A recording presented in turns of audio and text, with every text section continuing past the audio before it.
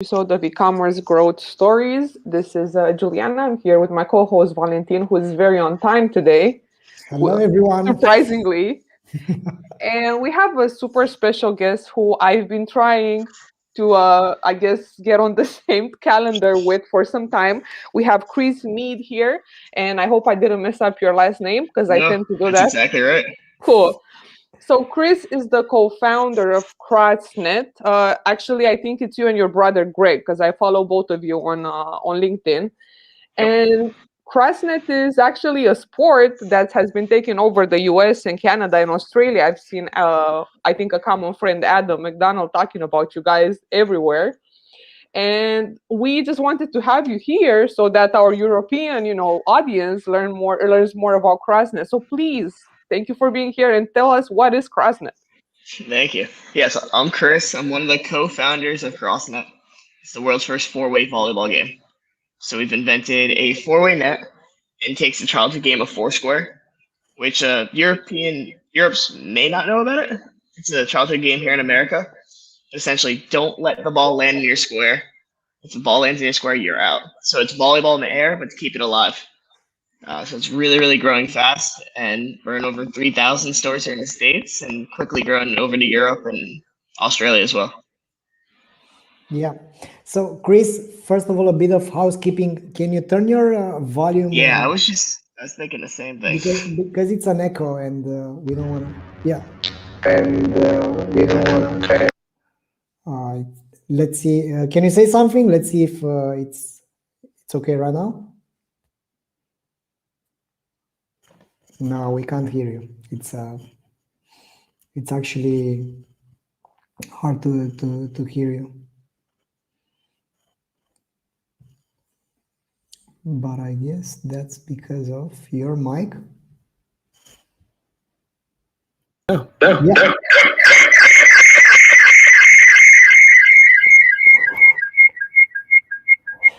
Maybe you have either two tabs opened, either you have two. You're so smart. I had this open twice. Yeah. My bad, Europe. Love you guys. No worries. All right, cool. I'm a sports guy. All right, cool. So Crossnet, world's first four-way volleyball game ever. This is so much smoother. Thank you for calling that out. Two volleyball nets that intersect, rapidly growing in over 3,000 stores. We just rolled out to Walmart, which is amazing, and completely self-funded with literally a dream back 4 years ago. We had no idea what the hell we were doing. We were just three kids out of college, and we said, why not us? Excellent. So how have you come up with this idea around the Crossnet? So how it started?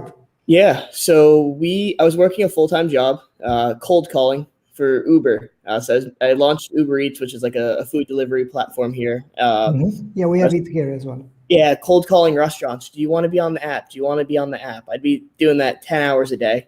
It sucked. I hated it, but I made a lot of money. So I came home one summer, and my brother and my friend were all on the couch, and they didn't want a real job either. I was sick of my job, and we were 20. They were 21. I was 23, and I kind of felt like I needed to retire already, right? I was so bored with work, and we just wrote down ideas all night long. Like, what can we make? What can we make? What can we make? And sports were on in the background. We're a big sports family growing up, and wrote down four-way volleyball. And we Googled it. We assumed somebody would have already done it, and there's not a single thing on the internet. So the next day we woke up. It was like 4 a.m. We had the idea. We went to bed real quick. We woke up, went to Walmart, and we bought 2 badminton nets and cut out the center and just rigged up a prototype in our backyard. And that was the beginning of Crossnet. I think it's amazing how you started. So what was on the second spot on that list of possible ideas? Do you remember? Yeah, it's crappy. So it's like a charger. So you plug it in. So it's like a phone charger, but there's like a speaker built into it. So while your phone charges, music comes out. I don't know. It wasn't a good idea. So yeah. So you went into the winning decision, let's say. Exactly. And in terms of the, let's say, go-to-market strategy, how I mean, before the go-to-market strategy, have you made like a prototype on how it was? You've said, okay, let's do it. How you've built it? So we didn't have a go-to-market strategy. We built the prototype in our backyard, right? We cut out the center of the net. We rigged it together. And I remember it was balancing on the side of my mom's shed and her garden. And then we had like 20 kids over playing, taking pictures. And then my friend, Mike, who's our co-founder, he actually has an engineering degree. So he put the blueprint together in CAD, which saves us a lot of money. And then the next thing was, how do we find a manufacturer to make it? Because between the three of us, we had less than $20,000 to our name. We're all a small farm town. It's not like we had, oh, here's $100,000. Let's risk it all on a company. It was take every dollar you have in your bank account. Let's try to make this work. And if not, we're back to our real jobs. So we took that blueprint. We went onto Alibaba. We would type in like volleyball net supplier, and then we would message them and say, hey, we have this cool idea. We didn't want to message too many people because you didn't want to wake up and have your idea stolen. So we'd message a few and say, hey, can you make this? And then they're like, oh, of course we can make it. How much money you have for me? And we finally found one that was kind of willing to work with our budget. Excellent. So how many of them have you done first time? So the first time we made right around 100. So that cost almost all of our money. We had very bad like terms, and it cost us a lot because we were only making so little. But we told that lady, we said, hey, like, please just work with us. In 3 years, you're going to be so happy. And now we're the biggest company in their entire factory. And we still work with her today. So we've made like well over 100,000 cents. So it's been wild. Excellent. So the first customers, or how you've made? I mean, they shipped 100 pieces of Crossnet. What happened afterwards? How you found the first customers? Nothing happened. So we launched the website. We got super excited, like everybody does when they launch a website, and nothing happened. Nobody bought it. Nobody cared. We had like 10 viewers, and we're like, okay, we spent 20,000. We got to get these out. So we moved to Miami. And we'd go to the beach every day, and we'd set up Crossnet. And that's when things started to actually change. People would come, they'd be like, what is that? Everyone stares at it, takes pictures, and then they'd play with us all day long. And you guys would have a blast, right? And you'd say, hey, Chris, can I buy this from you? Or we'd be trying to sell it to you and be like, hey, take it home for $100. It's really $150. Take this one that you used for $100. We would then sell it to that person. We would get content all day long, right? I'd be running around with my camera and my phone to then go upload to Facebook to run ads on at night. But more importantly is you guys would take it home to wherever you're from, and you would start playing. And then sales would be coming in from your neighborhood because you're doing the same effect that I did in Miami. So that's how we got the first 100 out. And now it's like we have 100,000 out. So whenever people are playing, like these Facebook ads are great, but this like viral web is happening whenever somebody has a net out because somebody's getting exposed to it. So it's really crazy. Yeah, that's smart. It's crazy and smart at the same time. Yeah, exactly. So it's been so that's how it first started. I remember these girls from New Jersey, they loved it so much, and they took it home and they played every day on the weekend. And what do you know? Every weekend we'd get sales from that one town. Of all the places in America, it'd be that one town buying. That's crazy. And how did you guys got out of the US? Because I spoke to Adam McDonald some time ago, and he was like, "Did you see these guys? Did you see how cool they are?" And I'm like, "Yeah, I'm following them on LinkedIn." He was like, "No, but this is so cool for Australia." So it's like a huge jump. So probably it was like the network effect also in terms of how you guys expanded outside of the United States. So how are people outside of the United States responding to Crossnet? They love it so far. We definitely haven't spent as much marketing dollars, nowhere close to like educate the consumers on how it's actually played. I think right now when I think of like where we are in Europe and Australia, it's still that year one of, oh, this is cool. How do I play? And we're not there yet. We're now in America. People get a Crossnet. They know how to play. They know the rules. They know it's a sport. So we're getting there. But it's exciting. And it's all been built really on LinkedIn. Distributors reaching out saying, hey, Chris, I'd love to carry you in my store. We have 30 locations here. And I'm like, I don't even have 30 Crossnets there yet. So we're working out deals with like 3PLs or warehouses. Adam's been great with us so far. So slowly but surely, it's nice to know that we're not going anywhere. So this is again Yeah. But again, see, this is the power of LinkedIn, because a lot of people think that LinkedIn doesn't work, but for the e-commerce industry, I think LinkedIn is like super instrumental for brands, for consultants, for whoever. So a lot of people don't understand how massive and important LinkedIn is in their day-to-day. Yeah, because a lot of people still don't believe it. And I think it's really cool because you and the guys at Hush and Erica, I think you guys are like the poster, Those are my boys. Like all of us watch you, on social media, and I think like it's so awesome to see how much you guys have grown. And I think you guys were also in Forbes 30 under 30 together with Lior and Aaron, right? Yeah. So how was that for you? How did that happen? It was amazing. It's crazy. Like I tell those guys, like we grew up in a very small farm town, like one stoplight, one restaurant that only served pizza, the gas station was 30 minutes away, the movie theater was an hour away. Like people from our town, like they're mostly still in our town, right? So like have our face and our name in like the inside of Forbes, like that's wild. And we still feel like we're lucky, right? We had a crazy idea and we made it work. Obviously there's a ridiculous amount of work we've put into it. But it's still super humbling. Like I have friends that I'm just like, wow, that person is actually my friend, and they text me back. Like it's kind of cool. So the Forbes thing has been great. It's been great for recognition. It's been right around the same time we rolled out to Walmart, so kind of help with the success there as well.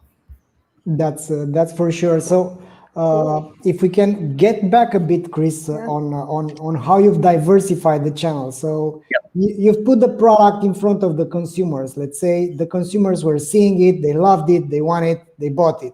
And that was the network effect. But besides the network effect, have you put some other things on the fire, let's say other channels, how you've started to diversify? Because you've said that you were doing also social media and Facebook and filming down, and how that went. Yeah, so right now we're sold on our Shopify store, which is our first channel. We have Amazon, which is a very, very large channel, and there's pros and cons that come to that. We could spend hours talking about that. Yeah. And then the retail diversification across all of our stores. On the paid side, Facebook is still our number one acquisition strategy. Do I want it to be? No. But do I have any other choice? Not really. That's where the impressions are. That's where we hit most of the moms and dads. That's kind of our core demo. We're trying to grow it into like an actual sport where somebody like myself goes out and plays a few times a week. But a lot of the consumers on Facebook are moms and dads who have $150 to actually buy the game, right? Yeah. So Facebook, Instagram are big two. Starting to diversify with Snapchat and Pinterest. And then as of late, we just started doing out-of-home marketing. So there's billboards that we have up right now in Salt Lake City and Chicago and San Diego. And then we're going to be doing commercials and morning news starting in a few weeks. So a lot of different marketing strategies.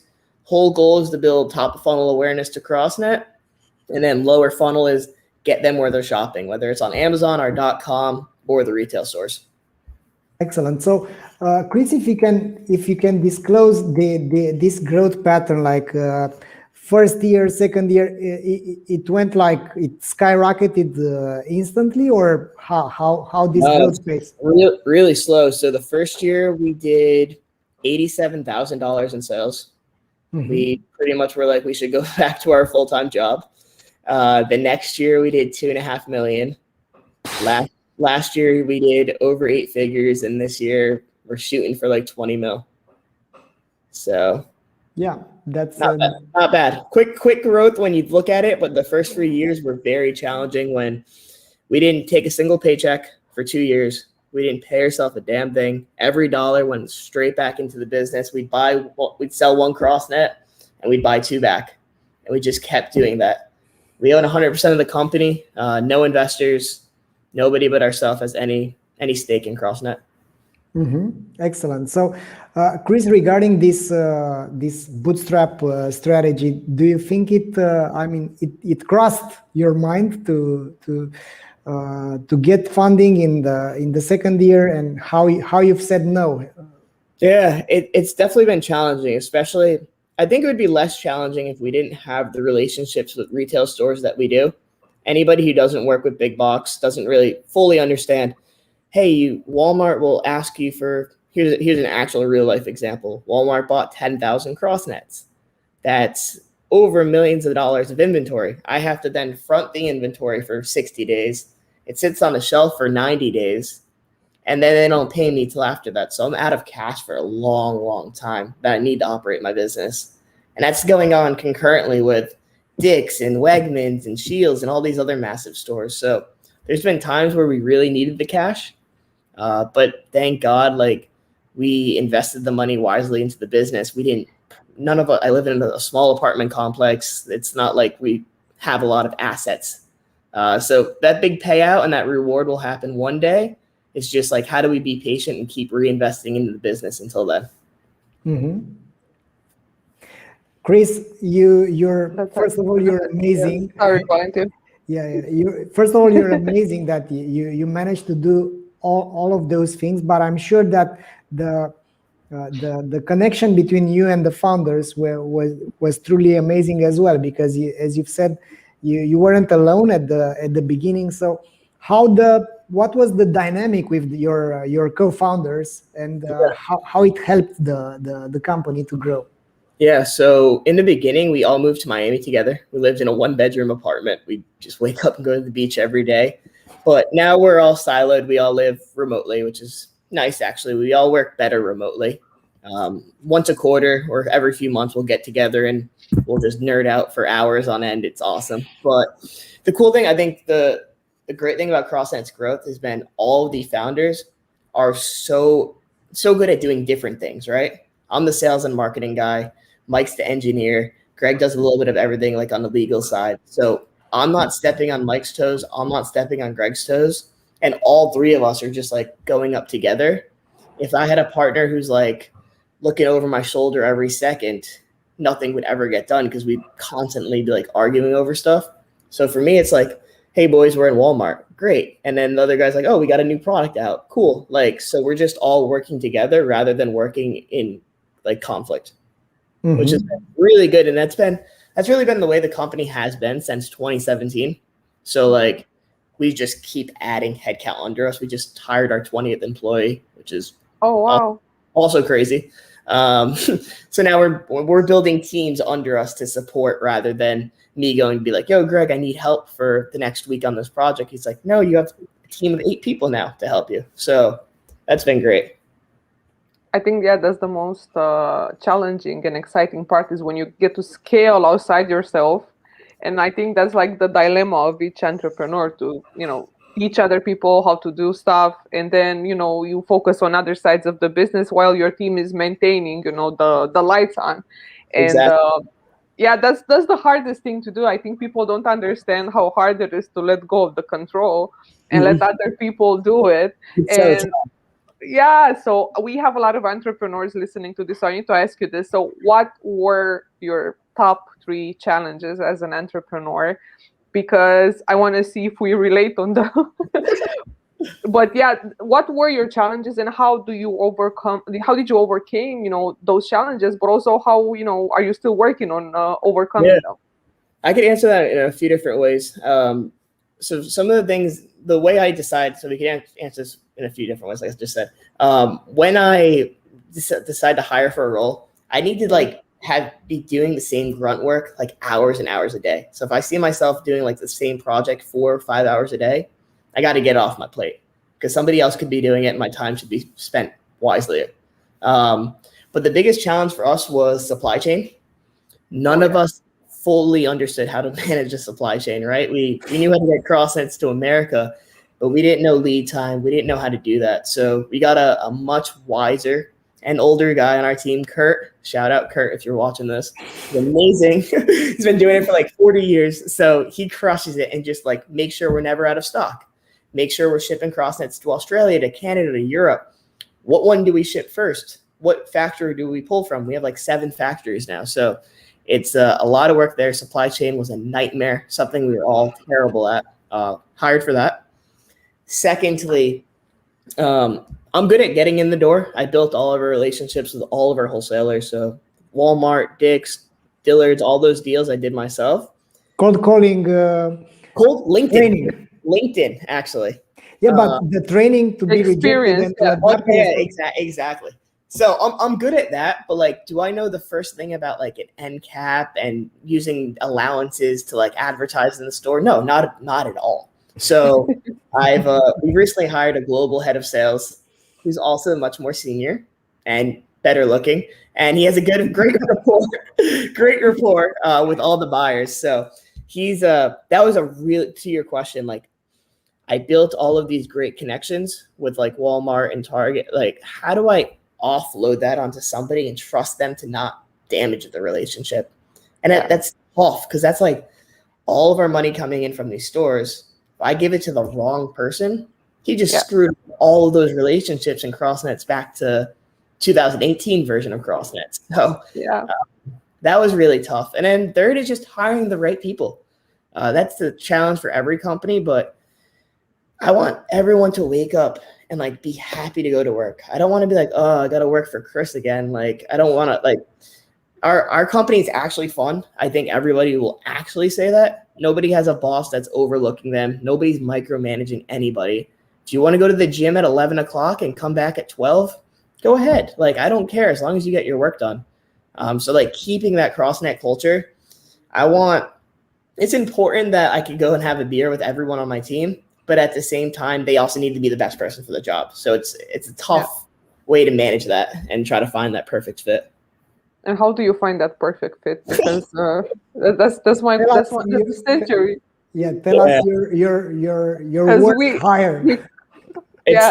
It's tough. So we just did a job post on LinkedIn and got 499 applications in under 1 hour. For a graphic designer. So it's like, how do I even go through all 499 people, right? Like, you can't. So easiest way was just to vet out for like recognizable, it's too early here, recognizable places that I've like seen, right? Like one guy was like working at Foot Locker and Finish Line. Those are sports brands, kind of coincides well with what Crossnet's got going on. So he gets an interview. But after that, it's like, he meets with me. He meets with our entire team, which is like 8 folks. We put them through a paid project. So for graphic design, we're like, hey, we'll pay you $50 or $100. Do a 1 hour project for us. I need to see how you work with the brand before I hate doing free work. So come do some work for us. And then from there, if it's a vibe, it checks out. You just got to pull the trigger, because there's been so many times where we were too hesitant because we interviewed 200 people that our perfect person actually got lost. So you have a good feeling, go for it. Think life always changes. Like, nothing is permanent. None of these people are going to be working for Crossnet for 75 years. Hopefully, but like, life changes. If you think they're a good fit, you just got to go for it. I want to know if Valentin thought I was a good fit when I came up and he hired me. It's he probably still regrets it.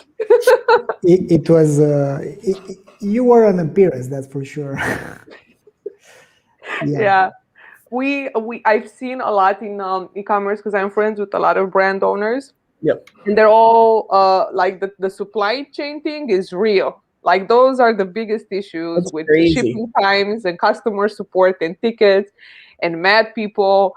And if you don't have a good shipping, situation going on, you're gonna lose a lot of money and a lot of, credibility when it comes to your brand. And it's so hard because people are expecting you to just, ship like that, and it's hard to compete with Amazon, right? When it comes to shipping.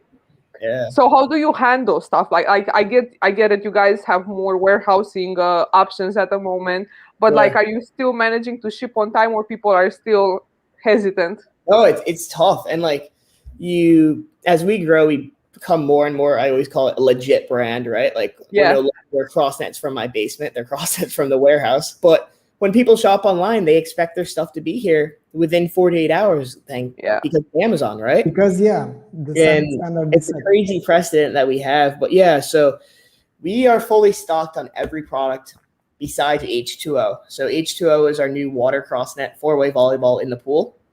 I've seen it. That's something I would do. It's crazy. It's so much fun. Cool. And so we sold out really quickly. And normally we would have been restocked in like 3 weeks, no problem.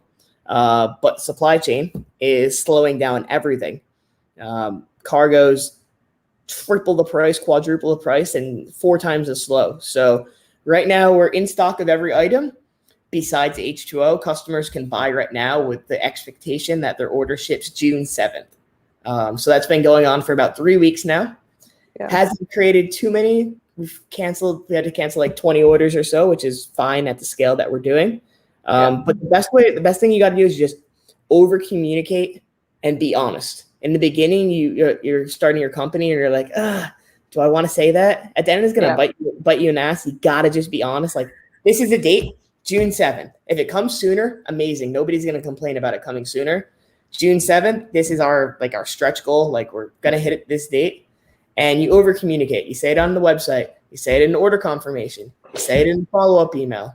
You do it a million times just to make it clear, because you got to build that trust, because you lose their trust once, they're never going to come back. That's true. That's true. And this is something that a lot of people still don't do, and have like weird ass shipping times and don't want to communicate. And like, just be honest, because if someone wants your product, they'll wait for it. Like, they spend $200, $300, they're going to wait for it. It was the same, like, it's. I think this is the biggest problem right now in the industry with the supply chain and the shipping. But also another problem that I see, and you touched on it a bit, is finding talent to hire. And a lot of my friends that are, brand owners have very big issues finding talent and understanding, if it's the right fit. And they make like sometimes bad decisions when it comes to hiring people. So do you have like some sort of things that you look at, when it comes to say, okay, I'm going to work with this guy? So what are like some things that you look at? Yeah, I don't really care much about a resume unless it's like a really prestigious place they've worked at. Typically, finding friends of friends has been really successful for us. Like Aaron and Lua, for example. I could go text them now and say, hey, have you have a graphic designer you've worked with in the past? And I'd much rather trust their recommendation, because they're at a similar scale to us, than me just blindly accepting an applicant from the internet. But friends of friends have been good, LinkedIn. And the biggest thing for us has been projects. I know I hate being on an interview and doing projects, but if we're paying you for it, like, it doesn't make me feel like a bad guy. I'm paying you for your time. Yeah, I'm paying you for your time. It's a way that I can make sure it's a good fit, and I'm not rolling the dice as much where they come in. Like, we hired a social media manager. She made us a mock post and she made us a mock video. Like, that's what you're going to be doing in a day-to-day. So like, show me your work. And it was awesome. And she got hired. So like, that's kind of how we set the stage for those things. Yeah. Chris, in terms of the customer experience, you've said that it's clear that you need to deliver on the expectations, and that the expectations are being set by Amazon, which has these crazy standards. Yep. But how do you measure or track or monitor how happy the customers are? And let's touch a bit the topic of customer experience and how this is fueling your future growth. Yeah. So it's tough, right? You're not going to hear back from every customer. I absolutely wish I could pick up the phone. In the early days, that's what we did, actually. We'd pick up the phone and we'd call when we got 20 orders a day. We'd call everyone and say, hey, where'd you find Crossnet? Are you enjoying it? And do you need help? That's not scalable at this point. But what we really do is, one, we look for Instagram posts all the time. We try to communicate with anybody who tags Crossnet, message them, how are you liking it? How could it be better? Do you need anything? Try to help them there. Secondly, we use a tool called Okendo, which is a review tool. It allows us to send out reviews really, really quickly. It's for us. I've struggled with Yotbo and Bazaar Voice and all these other tools. Okendo's been the most affordable one, and also the best one for me so far. So it lets us gather a lot of reviews, and it's worked really great. So great way to get feedback. Not always the best feedback, but makes your company better. And then lately it's been going out So we just had an event that's going to air on ESPN in a few weeks. So it was our first ever tournament. So we literally just had, it was back like the early days, right? You go to the beach and you talk to customers. We had hundreds of people playing Crossnet. What did you like? What didn't you like? How can we make this better? I sent out an email yesterday to all the people who played in the tournament. Hey, it's our first tournament ever. How can I make this better for you?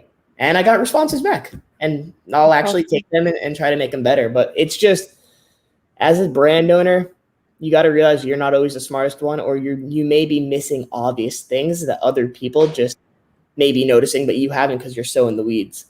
Yeah, I think it's amazing how your let's say strength point is around being empathic and listening first, and then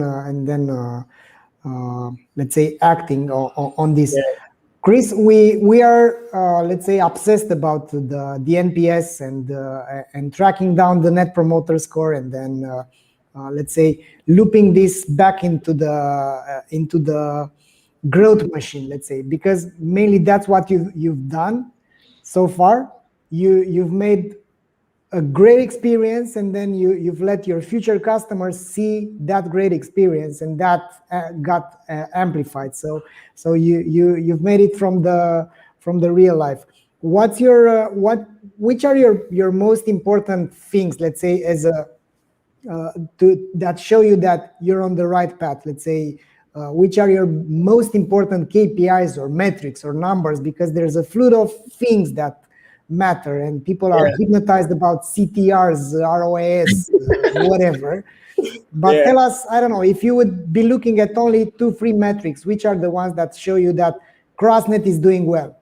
Profitability, most important, especially a self-owned company. You need to be profitable, otherwise the lights don't stay on. Second is, it goes back, so we used to do like a CPA, right? Like, what's our acquisition cost? But now it's tough to really look at that, because Crossnet's 150. My Facebook acquisition cost is 200. The normal perspective is, Chris, you lost $50. But I'm like, no, that's one Facebook sale. We then have 3 Amazon sales. We have 5 Walmart sales. And all of that is off that $200 cost. So like this omni-channel number, so we have a thing called the MER sheet. So long as that's in the green, and we have a certain number that we set, money in, money out, we track every week. As long as the money in is more than the money out, we're doing good. So that's the most important thing for me, going back to profitability. And then customer satisfaction. I want people playing Crossnet.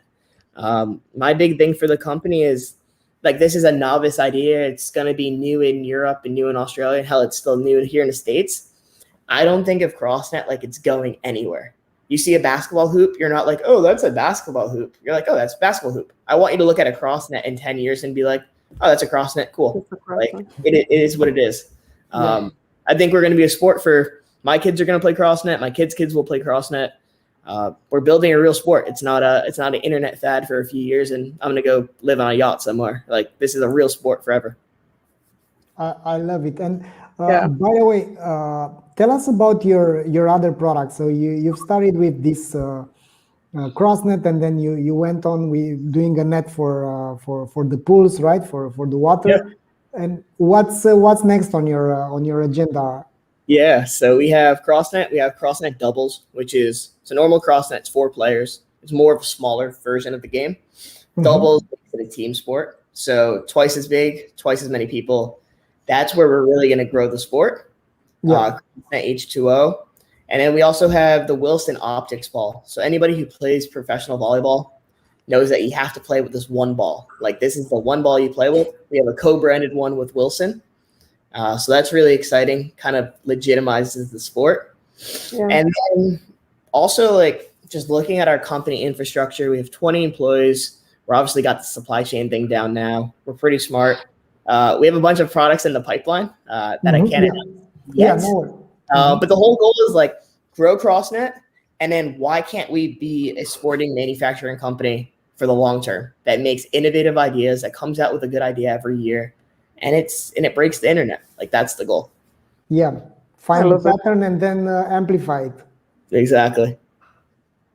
I love it, and I think it's like you guys are also trying to build the whole category, even if it's sport, because it's not like only with us in software, because we're trying to do the same thing, but Yeah, with customer value optimization. But you guys in sports, I think it's a harder entry barrier than it is for us in software, because sports is like very standardized.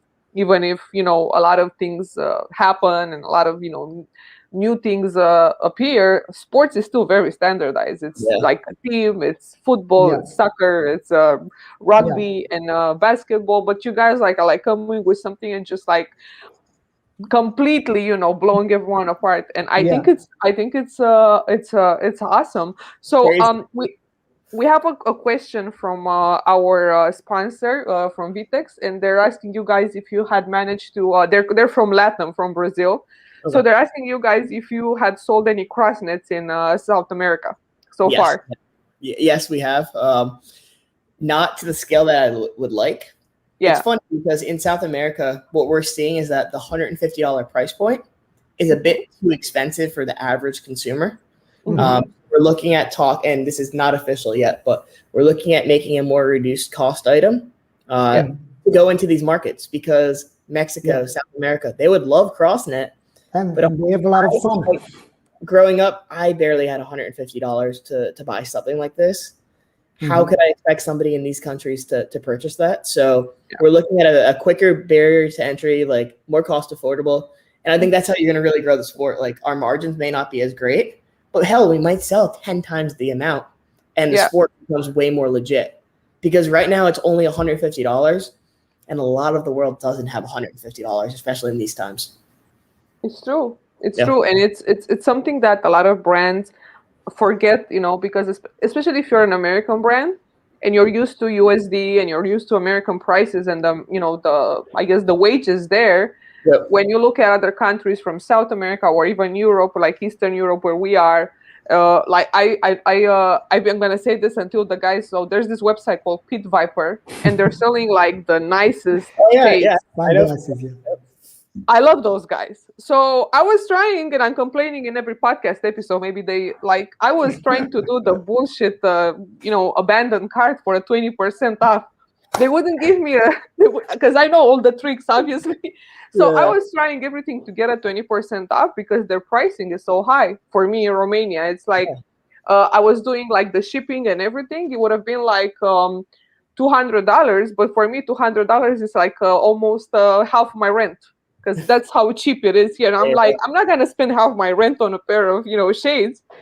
So that's the thing with e-commerce brands. Like when you sell outside your backyard, you have to be very conscious of the culture there and the social economic situation. So it's indeed like a bet you take. Like it's gonna affect your margins in the beginning, but if the adoption is big, then your margins are gonna get back. And I think that you guys have a huge opportunity because there's like beaches here in Croatia, in Italy, in In Greece, Spain, in in Greece, Slovenia, and in whatever. Romania, even here in Romania. Like I would see Yeah, you we have guys 200 here. kilometers of seaside, so Yeah, exactly. Because I would see there's you a guys huge in market. Mamaya. Yeah, like I would see you guys in Mamaya, which is a huge beach station here. Yeah, they've And expanded the beach. Actually, is now it's larger huge. than in Barcelona. Yeah.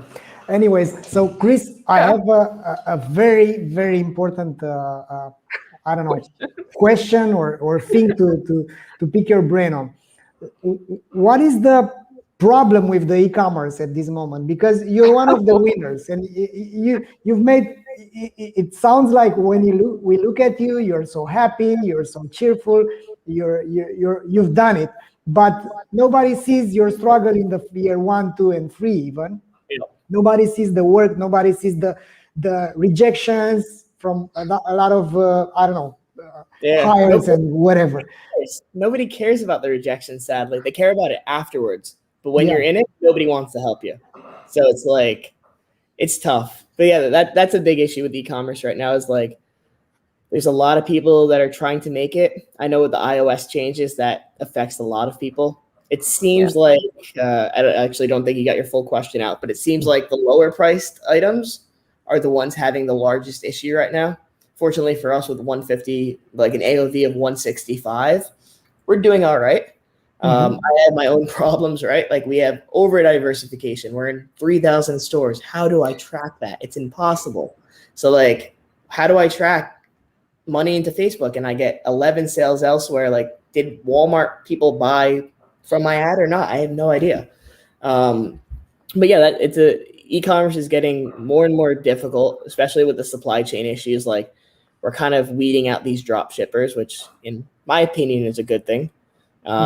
And forcing the building of brand, but it's tough. Building a strong brand takes a long time. You can't you can't take shortcuts, and also like I think there's a very shitty notion that you need VC funding to like build a company these days. Like you need to take money. I think that really sets a bad precedent. Like if you gave the 23-year-old and 21-year-old kids of Crossnet $200,000, would have lit that money on fire. I would have had no idea what I was doing. you need to like actually get your hands dirty before you just get a trust fund. Responsibility, yeah. Yeah, it's crazy. Like, no, these companies aren't going to be profitable because you don't know what the hell you're doing. So like, it's tough. And for us, like the first 2 years, I took jobs on Upwork. I built people's websites. I was mentoring. I didn't know what the hell I was mentoring, but I was mentoring somebody. And but I just kept the lights on. I did anything and everything to keep the lights on, knowing that 2 or 3 years from now, I'm going to be able to live the life I want. Like after this call, I'm going to the coffee shop. I can't wait. I'm going to go in the coffee shop and I don't have a boss yelling at me. Like that's worth more money than I could ever ask for. Yeah. So the struggling moment took you here. 2 years of struggling, no paycheck, nothing.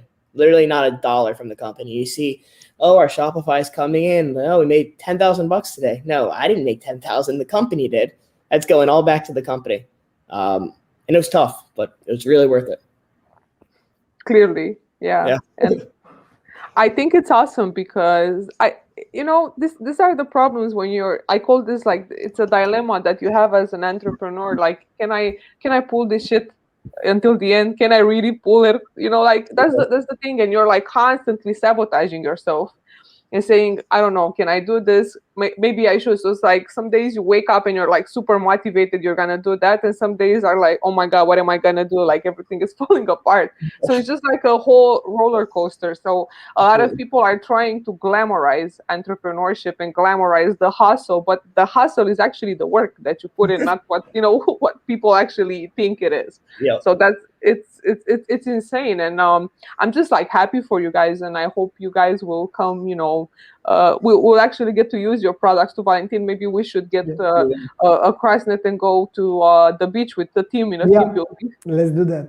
I think we should do that. Maybe we can convince the people to come in the team building we're trying to do. You do ship to Romania, right? We do. Okay, because we will advertise for you on the beach in Romania. Like, let's do this. Yeah. No, it's cool. Thank you. This is awesome. So, do you like every time I ask when we have a brand owner coming in, do you wanna like give some advice to people that are actually just entering e-commerce right now, and they were like in your shoes when you were 23 and you didn't know what you were doing? So, what would be like the top advice you could give to them so they stick there to their dreams? So the landscape's definitely shifted since when I started a few years back. But it would be make small calculated bets and keep testing a lot. Like we started with $50 on Facebook a day and then see what results that got and set like real KPIs in the beginning. For me, it was always how much does it cost to get 100 visitors to my site? And what is my conversion rate off of those 100 visitors? And then there's two things you can do from there. It's make your site better to get them down into the funnel quicker, or make your advertising either better or change who you're advertising to. And so each day I would push it. How much to get 150 visitors? How much to get 200 visitors? Am I more profitable or am I less profitable when I had 100 compared to 200? And we just keep doing that every day. And it took months, if not years, to go from 100 to 1,000 visitors. But then we went from 1,000 to 5,000 and 5,000 to 10,000. It's just start scaling like small and smartly. And then also even advice as like and I gotta reflect on this sometimes too. Like, you gotta treat every dollar like it's your own money coming out of your own bank account. Like, would you be spending this if it wasn't your company's money? Because if you wouldn't, then you probably shouldn't be spending that money. And as you get bigger and bigger, you kind of lose track of that. And I'm sure as hell guilty of that. But like in the early days, every dollar counts. Otherwise, your company's not going to get off the ground. And then the last thing I always say is like, I'm literally just a kid from Connecticut from a farm. I grew up with chickens and apples, and like, I'm not a tech kid. I didn't come from Silicon Valley. My parents worked at a gas station. Like, you could do it. Like, the internet lets anybody do it. Like, nobody is better than anybody on the internet. Like, the internet gives everybody the same power. So as long as you have the grit, like, you could do it. I love that. And it's true. It's true. Yeah. It's awesome. Well, thank you so much for being here, Chris. If anyone that's listening wants to get a Crossnet, and I highly advise you to, you should go to crossnetgame.com. That's crossnetgame.com. For the people listening only and not watching the video. And Chris, if people want to connect with you, I believe they can find you on LinkedIn, right? Yeah, that's my spot. Yeah, they can get rejected by you on LinkedIn, right? Yeah, but don't pitch. Karma. Don't make sure you don't pitch Chris on LinkedIn. Don't send him anything. Just be cool. So if you want to connect with Chris, just look him up on LinkedIn. He's at Chris Meade, and I'm gonna drop the links in the episode notes for the website. Thank you so much for being here. You brought a bit of Florida. My husband is from West Palm Beach, but he lives in Romania. Yeah, he hates our beach. He says like it's not a beach. Yeah, and thank you for being here. This was a great conversation. We appreciate, and we want to see you grow. We want to see you like own this. So good luck. Tournament here in Europe, man. Yeah, coming soon. Excellent. So thanks a lot, Chris, and keep it real. All the best from Bucharest, everyone, and thanks for listening to us. See you guys next week.